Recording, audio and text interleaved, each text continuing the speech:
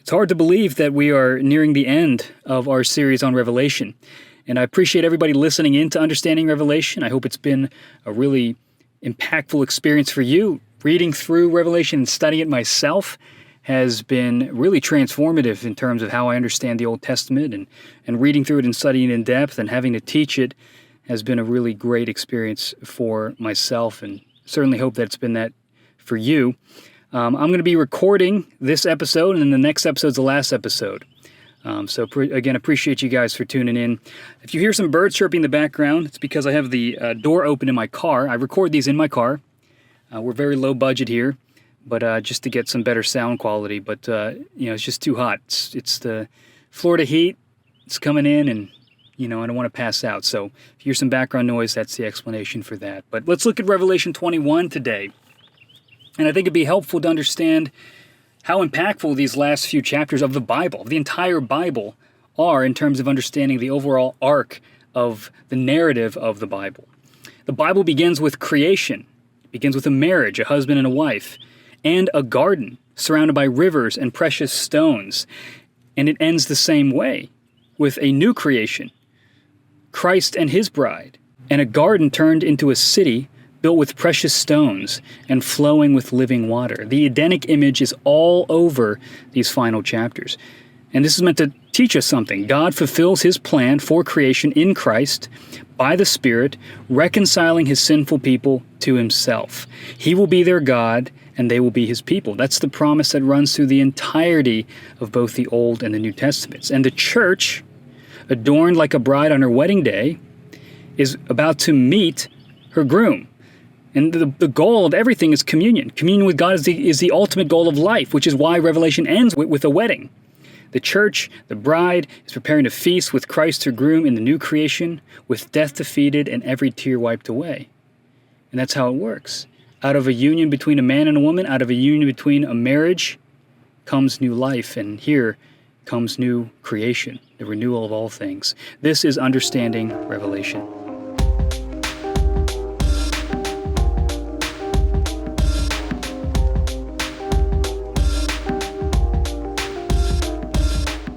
Revelation 21 depicts the New Jerusalem at two different points in time. In verses 1 to 8, we see the final form of the New Jerusalem, and in verses 9 to 27, the idealized but present form of the Holy City.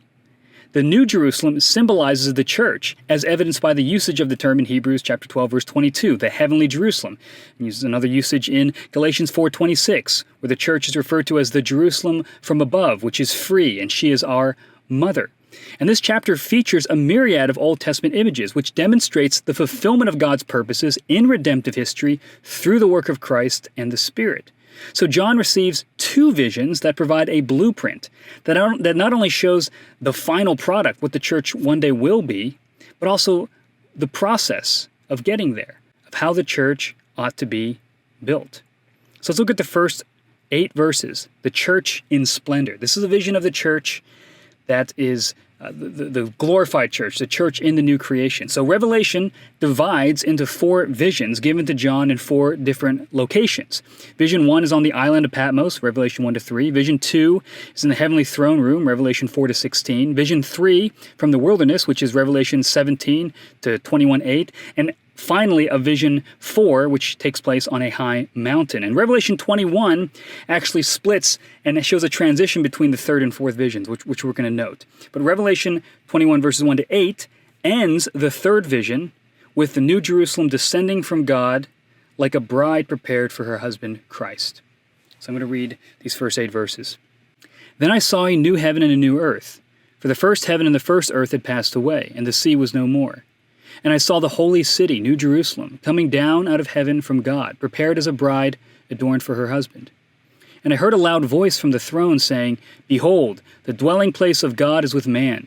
He will dwell with them, and they will be his people, and God himself will be with them as their God. He will wipe away every tear from their eyes, and death shall be no more. Neither shall there be mourning, nor crying, nor pain any more, for the former things have passed away. And he who was seated on the throne said, Behold, I am making all things new. Also he said, Write this down, for these words are trustworthy and true. And he said to me, It is done. I am the Alpha and the Omega, the beginning and the end. To the thirsty I will give from the spring of the water of life without payment. The one who conquers will have this heritage, and I will be his God, and he will be my son. But as for the cowardly, the faithless, the detestable, as for murderers, the sexually immoral, sorcerers, idolaters, and all liars, their portion will be in the lake that burns with fire and sulfur, which is the second death. So in Revelation chapter 19, Jesus defeats his enemies in a wedding procession as he approaches the altar. Now, after Revelation 20, after the millennium and the defeat of Satan, death, and Hades, Christ marries his bride, and the result of that union births a new creation. That's where we get this term, the new heavens and new earth. And that actually comes from Isaiah 66, verses 17 to 25, which depicts the new creation in terms of old creation language: peace from enemies, fertility, prosperity, and joy. And this is how Old Testament prophecy works. Isaiah's prophecy contains two horizons. The first horizon is a near fulfillment, which is the return from exile out of Babylon, the nation Israel returning out of Babylon, and the far horizon is the future state of glory described in Revelation 21.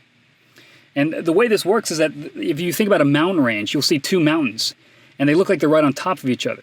But if you actually go up to the mountain, you realize they're separated by miles of roads and landscape. And that's how prophecy works. To the prophet, it looks like it's all on top of each other. It's all going to happen at once. But in reality, there's time in between those two mountains that from a distance looks like one flat mountain range. So how we read this back into Isaiah is this. When Isaiah talks about the new heavens and new earth, he's thinking about the near horizon, the return from exile. But when the Israelites returned from exile, you can read it in Nehemiah and Ezra, it wasn't the same. They didn't have a king. They weren't prosperous like they used to be. The temple wasn't back to its former glory. So the return from exile can't be the fulfillment of God's vision. There must be a future greater pattern or a future greater fulfillment yet to happen. So this is pointing toward not just the redemption of the land of Israel or the people of Israel, but all of creation itself. There's a further horizon. So Christ's death and resurrection inaugurates this new creation. It begins that process. But the fullness of this redemption will not appear until he returns. The new heavens and new earth represent both a continuation of the present order as well as a radical transformation, much like how Paul describes the radical transformation of our resurrected bodies in 1 Corinthians chapter 15. So it's kind of a tricky way of understanding the way that that Old Testament prophecy works. But just to understand this, Revelation 21 is saying this is what everything's pointing to. The return from exile, the resurrection of Christ itself is all pointing to a future greater resurrection of the whole cosmos when God wipes away all tears. And that's what we see. In this new Jerusalem, in this new creation, there's no longer tears, death, mourning, crying, or pain. So obviously that hasn't happened yet. But the new creation's glory is not just in the fact that those tragic things are absent, but the new Jerusalem is characterized by who's present. God himself will be with them as their God. He himself wipes away their tears. The glory and joy of new creation is communion with the living God himself. God gives living water for his people to drink. But the cowardly, faithless, detestable, murderers, sexual immoral, sorcerers, idolaters, and liars, they will not receive this new creation. Instead, they will receive the second death, which is referred to as judgment, eternal judgment. Remember, in Revelation 20, the first resurrection is a spiritual resurrection, a glorification into heaven. The second resurrection is our physical resurrection. The first death is our physical death, and the second death is eternal punishment in the lake of fire. This refers again to God's eternal punishment, where the damned experience the light of God's presence as burning fire. That's what happens when sin encounters a holy God. And the pain that they feel is the anguish of being in God's goodness as sinful, evil people. The New Jerusalem, within the new creation, ends John's third vision, which lays the foundation for another perspective of the New Jerusalem in the fourth and final vision. So remember, this is wrapping up the third vision, where it ends with the New Jerusalem, and then the fourth vision is going to begin with Jerusalem again descending from heaven, but now from a different angle. That's the church in progress. The first angle was the church in perfection. Now this is the church in progress, verses 9 to 27. So John's first and third visions occur on the first earth, the first creation. His second vision unfolds in the first heaven. But here from the mountain he glimpses a new creation entirely. Remember, heaven and earth are created realities. God created both the heavens and the earth. And both heaven and the earth are going to be transformed at the return of Christ. The resurrection has changed things both in heaven and on earth. Now, Moses stood on Mount Nebo and saw the promised land. That's in Deuteronomy 34:1, but he wasn't allowed to go in. Ezekiel stands on a very high mountain and sees a glorified temple, Ezekiel 42, but he's not able to enter the temple. John sees in full what Moses and Ezekiel saw only in part, the New Jerusalem church, the new temple of God, but symbolically idealized in the present church. Okay, so this is a little bit of a tweak. One of the things that John sees, or rather Ezekiel sees and Moses sees, is they see a blueprint of the future. And blueprints show the final structure, but also all the inner workings and really the process of how to get to that final structure. And I think this second vision of the New Jerusalem descending is coming at it from a more provisionary standpoint. It's going to show elements of the church that are perfected, but also elements of the church that are present. And I think you'll start to see that as I read this passage. So Revelation 21, verses 9 to 14. Then came one of the 7 angels, who had the 7 bowls full of the 7 last plagues, and spoke to me, saying, Come, I will show you the bride, the wife of the Lamb. And he carried me away in the Spirit to a great high mountain, and showed me the holy city Jerusalem coming down out of heaven from God, having the glory of God, its radiance like a most rare jewel, like a jasper, clear as crystal. It had a great high wall with 12 gates, and at the gates 12 angels, and on the gates the names of the 12 tribes of the sons of Israel were inscribed. On the east 3 gates, on the north 3 gates, on the south 3 gates, and on the west 3 gates. And the wall of the city had 12 foundations, and on them were the 12 names of the 12 apostles of the Lamb. And the one who spoke with me had a measuring rod of gold to measure the city and its gates and walls. The city lies 4 square, its length the same as its width. And he measured the city with his rod, 12,000 stadia. Its length and width and height are equal. He also measured its wall, 144 cubits by human measurement, which is also an angel's measurement. The wall was built of jasper, while the city was pure gold like clear glass. The foundations of the wall of the city were adorned with every kind of jewel. The first was jasper, the second sapphire, the third agate, the fourth emerald, the fifth onyx, the sixth carnelian, the seventh chrysolite, the eighth beryl, the ninth topaz, the 10th chrysoprase, the 11th jacinth, the 12th amethyst, and the 12 gates were 12 pearls, and each of the gates made of a single pearl, and the street of the city was pure gold like transparent glass. A lot of stones to pronounce there. So most commentators view these passages as a recapitulation or a restatement of the first vision of the New Jerusalem that we saw earlier. It just has more detail. But there's reasons, I think, to say a little more than that. The first account of the New Jerusalem in verses 1 to 8 features enemies already in the second death, and the inhabitants of the city are secure. In contrast, the second account in 9 through 27 still features nations and kings bringing tribute and gates that prevent the unclean from entering in, signifying the continued presence of sin. Now, some commentators take the constantly open gates as a kind of universalism, in which sinners post-death receive an opportunity to enter into the New Jerusalem. But I don't think that bears ground. I mean, that's an unorthodox position, and I think there's another way to interpret this. Peter Leithart interprets these 2 New Jerusalem accounts as the visions of the same city at different points in time. Verses 1 to 8, we see the church/New Jerusalem in its final state, but in 9 to 27, the church in the present age as God's city that brings light to the world and draws the nations into its gates. So it's more of a present vision, although idealized, rather than the final state of the church. We can see all this Old Testament imagery also in this description. So the high priest in the Old Testament wore the 12 precious stones that served as a foundation for the city. The 12 gates feature 12 pearls. Pearls come from the sea, which signifies the Gentiles, and it demonstrates the incorporation of the nations into God's people. The city dimensions itself form a perfect cube, which matches the dimensions of the most holy place, which is the most sacred part of the temple, where God dwells, where the Ark of the Covenant is. In the temple, only the high priest was allowed to enter the most holy place, which housed the presence of God. But now, by the blood of Christ, all believers can now enter into his presence. This new access forms the central argument of the book of Hebrews. Christ, our high priest, transforms the church itself into a priesthood and a living holy place where the Spirit of God dwells. Further identification of the New Jerusalem as the present church lies in the foundation of the apostles. Paul describes the church as a living building built on the foundations of the apostles and prophets, Christ Jesus himself being the cornerstone, in whom the whole structure being joined together grows into a holy temple in the Lord. Ephesians 2 verses 20 to 21. The church, built upon the apostles, forms the new Israel, the new Jerusalem, and the new temple with the Spirit in their midst, which builds up the structure. So we can see a little more of this as we look at Revelation 21, verses 22 to 27.